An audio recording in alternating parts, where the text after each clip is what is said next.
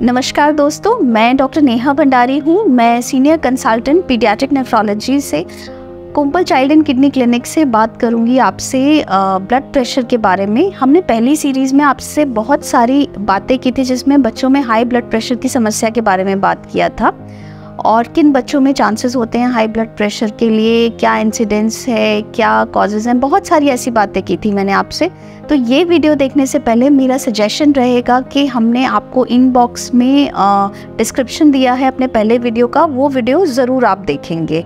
और आपसे रिक्वेस्ट रहेगी कि आपको हमारे सारे वीडियोज़ के बारे में पहले पता चल जाएगा, तो आप हमें लाइक और सब्सक्राइब ज़रूर कीजिएगा। तो इस वीडियो में मुख्यतः मैं आपसे बात करूंगी कि क्या कारण होते हैं हाई ब्लड प्रेशर के बच्चों में, क्या सिम्टम्स होते हैं, कैसे इन्वेस्टिगेट कर सकते हैं और कैसे ट्रीट करना चाहिए इसको। पर मेरा एक सुझाव रहेगा कि कोई भी दवाई या कुछ भी ट्रीटमेंट आप अपने आप से ना करें, जो भी आपके डॉक्टर हैं उनसे ज़रूर कंसल्ट कीजिएगा। तो सबसे पहले हम बात करते हैं कि क्या कारण हो सकते हैं बच्चों में हाई ब्लड प्रेशर के। कुछ इम्पॉर्टेंट ऑर्गन्स हैं हमारी बॉडी के जिनकी वजह से हाई ब्लड प्रेशर हो सकता है, जैसे किडनी हो गया, हार्ट हो गया, ब्लड वेसल्स यानी रक्त धमनियाँ हो गया। कई बच्चों के अंदर कुछ हार्मोनल इश्यूज हो सकते हैं, कुछ दवाइयाँ होती हैं जैसे स्टेरॉइड्स हैं, ओरल कॉन्ट्रासेप्टिव पिल्स हैं जिनसे हाई ब्लड प्रेशर होने की संभावना है। इसके अलावा ट्यूमर्स होते हैं बॉडी में जिसकी वजह से हाई ब्लड प्रेशर हो सकता है। कुछ बच्चों के अंदर जो मोटे हैं या ओवरवेट हैं उनके अंदर भी, या एंग्जाइटी है बहुत ज़्यादा, ऐसे बच्चों के अंदर भी हाई ब्लड प्रेशर होने की संभावना है जिसका कोई कारण नहीं होता है। अब हमने कारण की बात कर ली, तो अब नेक्स्ट बात होगी कि क्या सिम्टम्स होते हैं जिससे आप पहचान सकते हैं कि आपके बच्चे के अंदर हाई ब्लड प्रेशर है कि नहीं। तो सबसे इम्पॉर्टेंट जो सिम्टम है वो है सर में दर्द होना यानी हेडेक होना। ये बच्चे आपको बहुत ही एक थ्रोबिंग पेन हेडेक कंप्लेन कर सकते हैं, गिडीनेस हो सकती है, विजुअल डिस्टर्बेंसेस यानी कभी कभी उन्हें चक्कर आएंगे, स्वेटिंग हो सकती है, फ्लशिंग हो सकती है, आँख से कभी धुंधलापन दिखाई दे सकता है, इवन विजन प्रॉब्लम्स हो सकती हैं। कुछ बच्चों के अंदर आप वेट लॉस नोटिस करेंगे और यूरिन ज़्यादा आना, कम आना, कुछ इस तरीके के, या ब्लड या प्रोटीन आना यूरिन में। ये सभी सिम्टम्स आपको हाइपरटेंशन के साथ मिल सकते हैं। बहुत सारे बच्चों के अंदर जो मोटे हैं या ओवरवेट है उनके अंदर शायद बहुत बार आपको कोई सिम्टम ना मिले, लेकिन जब आप चेक करेंगे तो आप क्लिनिक पे देख सकते हैं कि हाई ब्लड प्रेशर है।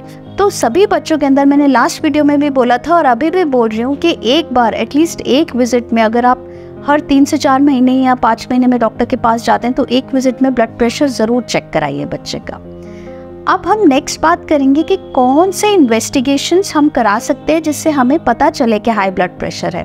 तो इम्पॉर्टेंट इन्वेस्टिगेशंस जो हैं वो या तो कॉज फाइंड आउट करने के लिए, जैसे किडनी हार्ट से रिलेटेड हो सकते हैं, या रिस्क फैक्टर्स जैसे ओबेसिटी हो गया, ये सभी रिस्क फैक्टर से रिलेटेड हो सकते हैं। कॉमन जो ब्लड टेस्ट कराए जाते हैं जैसे किडनी फंक्शन टेस्ट हो गया, लिपिड प्रोफाइल हो गया, आपका थायराइड प्रोफाइल हो गया, कंप्लीट ब्लड काउंट हो गया, और इसके अलावा किडनी का स्कैन कराना, किडनी साइज देखना, डॉपलर स्कैन कराना किडनी का, हार्ट का इको ईसीजी कराना, ये कुछ टेस्ट हैं, यूरिन का टेस्ट कराना, जो हमें बता सकते हैं कि किसी भी अंग में कोई प्रॉब्लम तो नहीं है। क्योंकि हाई ब्लड प्रेशर की वजह से मैंने आपको बताया था कि हमारी आँखों में प्रॉब्लम हो सकती है, हमारे हार्ट में प्रॉब्लम हो सकती है, हमारे दिमाग में यानी स्ट्रोक हो सकता है, इन सभी ऑर्गन्स में कुछ ना कुछ प्रॉब्लम आ सकती है। तो वो चेक करने के लिए भी बहुत इम्पॉर्टेंट है कि हम इन्वेस्टिगेशंस करें।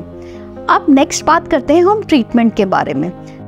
तो हाई ब्लड प्रेशर के लिए सबसे इम्पॉर्टेंट है कि जो भी रिस्क फैक्टर्स हैं, जैसे अगर बच्चा ओवरवेट है तो उसका वेट कम कराइए, एक्सरसाइज करना, योगा, मेडिटेशन करना, नमक का इंटेक कम करना। नमक का इंटेक कम करने के लिए सबसे इम्पॉर्टेंट है जंक फूड अवॉइड करना। जो भी आप बाहर का खाना खाते हैं, चाहे वो चिप्स हैं, चाहे वो बिस्किट्स हैं, चाहे वो बर्गर, पिज़्ज़ा, मोमोज, इन सभी चीज़ों में बहुत ज़्यादा सॉल्ट होता है। तो इन सभी चीज़ों को अवॉइड करना बहुत इम्पॉर्टेंट है अगर आपको ब्लड प्रेशर पे कंट्रोल करना है। तो अब नेक्स्ट पार्ट जो बहुत ही इम्पॉर्टेंट है कि किन बच्चों के अंदर हमें ट्रीटमेंट देना चाहिए। सो मोस्ट इम्पॉर्टेंट है उन बच्चों के अंदर हमें ट्रीट करना चाहिए जो स्टेज 2 हाइपरटेंशन पे हैं। मैंने पिछले वीडियो में डिफरेंट स्टेजेस हाइपरटेंशन की बताई थी। स्टेज 2 हाइपरटेंशन है या स्टेज 1 हाइपरटेंशन में ऑलमोस्ट हम 6 महीने लाइफस्टाइल मॉडिफिकेशंस कर चुके हैं, लेकिन उसके बाद भी ब्लड प्रेशर कंट्रोल नहीं है, या बच्चे के कोई एंड ऑर्गन डैमेज यानी किडनी में, आईज में, हार्ट में इफेक्ट दिख रहा है। और चौथा और मेन चीज़ ये है कि जब ये सभी चीज़ें फेल हो गई हैं और बच्चे का ब्लड प्रेशर कॉन्स्टेंटली बढ़े जा रहा है, या उसकी कोई रिस्क फैक्टर है जैसे कि क्रोनिक किडनी डिसीज़ है, उसके हार्ट में इश्यूज़ आ रहे हैं, या NICU स्टे रहा है लंबा, तो ये सब, या एक्यूट किडनी इंजरी हुई है पहले, इन सभी बच्चों के अंदर हमें ब्लड प्रेशर की दवाई कंटिन्यू करनी पड़ सकती है। अब बहुत बार एक सवाल पेरेंट्स करते हैं कि अगर एक बार मेरे बच्चे को ब्लड प्रेशर की दवाई शुरू हो गई तो क्या जीवन पर्यंत चलती रहेगी? नहीं, ऐसा नहीं है। अगर आपकी ब्लड प्रेशर बढ़ने का बच्चे में कोई कारण है और उस कारण को हम कंट्रोल कर लेते हैं, जैसे अगर कोई ट्यूमर है तो वो ट्यूमर निकाल दिया जाता है, या कोई हार्ट का प्रॉब्लम है या किडनी का प्रॉब्लम है, BP कंट्रोल हो जाता है, नॉर्मलाइज हो जाता है, प्रॉब्लम सॉल्व हो जाती है, तो BP की दवाई बंद हो सकती हैं। कुछ ही कंडीशंस ऐसी हैं जिनमें लाइफ लॉन्ग ये मेडिसिन चलती रहेगी। अब एक इम्पॉर्टेंट मैसेज जो मैं सबको देना चाहूँगी वो ये है कि सबसे ज़्यादा ज़रूरी ये है कि ब्लड प्रेशर को अर्ली डायग्नोज किया जाए अगर हाई ब्लड प्रेशर है तो, जिसके लिए चेक करना बहुत इम्पॉर्टेंट है। और दूसरा मैसेज ये है कि अगर हाई ब्लड प्रेशर है तो early institution of treatment is very important, जिसमें हमारे लाइफस्टाइल मॉडिफिकेशन है या हमारे ड्रग्स हैं। मुझे लगता है कि आपको इस वीडियो से काफ़ी कुछ पता चला होगा। अगर आपके कुछ भी क्वेरीज़ हैं, आप हमें कुंपल चाइल्ड एंड किडनी क्लिनिक पे दिए हुए डिस्क्रिप्शन नंबर पे आप हमें कॉल कर सकते हैं, हमारे साथ अपॉइंटमेंट बुक करा सकते हैं, या अपनी क्वेरीज़ यहाँ पे भी पोस्ट कर सकते हैं। नमस्कार दोस्तों, आई होप ये आपके लिए काफ़ी नॉलेजेबल रहा होगा ये सेशन। Thank you.